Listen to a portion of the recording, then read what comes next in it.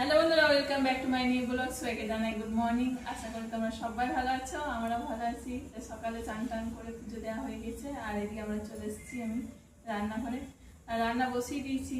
আজকে তরকারি করব, পেঁপে দিয়ে আলু দিয়ে সয়াবিন দিয়ে তরকারি করব। আর একটা পেঁপে নিয়ে এলাম, ওই দাদা ভাইয়ের কাছে শাক নিয়ে এলাম লিওর জন্য। তো তখন দেখলাম যে পেঁপে রয়েছে, সেদিন একটা গোটা পেঁপে নিয়ে এলাম।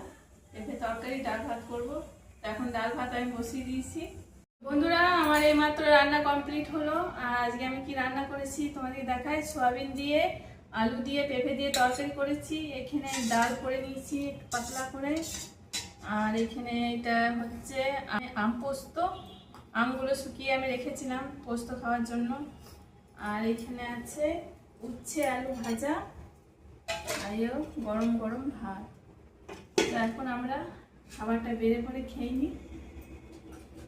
তো বন্ধুরা, আমি এই তো কিছুক্ষণ আগে জল ভরলাম, জল টল ভরে পরে সন্ধে আরে দিয়ে। আর এদিকে আমি সবজি আরে কড়াই আছে, তো কটা আমি পরোটা করে নেবো। সেই জন্য আমি পরোটা আর সব বেলা হয়ে গেছে। এবার আমি পরোটাগুলো করে নেবো। পরোটাগুলো করে পরে আবার অন্বেষা মনীষাকে ওদিকে ওরা আসবে টিউশনি থেকে, ওরা টিউশনি গেছে। আর লিও এখন ছাদের মধ্যে ওরা একা একাই দৌড়ে বেড়াচ্ছে। লিও ছাদের মধ্যে আছে, আর রিও সোনা ঘরে আছে। আর দেখো লিও কেমন ছাদের মধ্যে শুয়ে আছে একা একা। এই মাত্র আমি পরোটাগুলো বেলে নিয়েছি, এখন করে নেবো। আর এখানে সবজি আর আছে, দুপুরবেলা যে সবজি করেছিলাম একটু বেশি করে নিয়েছিলাম, তো সবজিগুলো রাখা আছে। দেখো আমাদের লিও সোনা কেমন একা একা এখানে শুয়ে আছে। দেখো ছাদে এখন আমি বেরোই না, তো এতটা বেরোই না, ওরা ঘরেই থাকে। আর ছাদে আমি কাজ করে ঢুকে যাই, আর এখন বসি না রাত্রেবেলায়। দেখো কেমন একা একা। রিও সোনা, ও লিও কই? লিও, রিও কই? রিও, তুমি এখানে একা একা বসে আছো?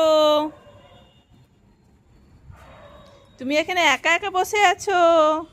লিও সোনা কই? রিও সোনা কই? বাবা কেমন করে কান করে শুনছে দেখো।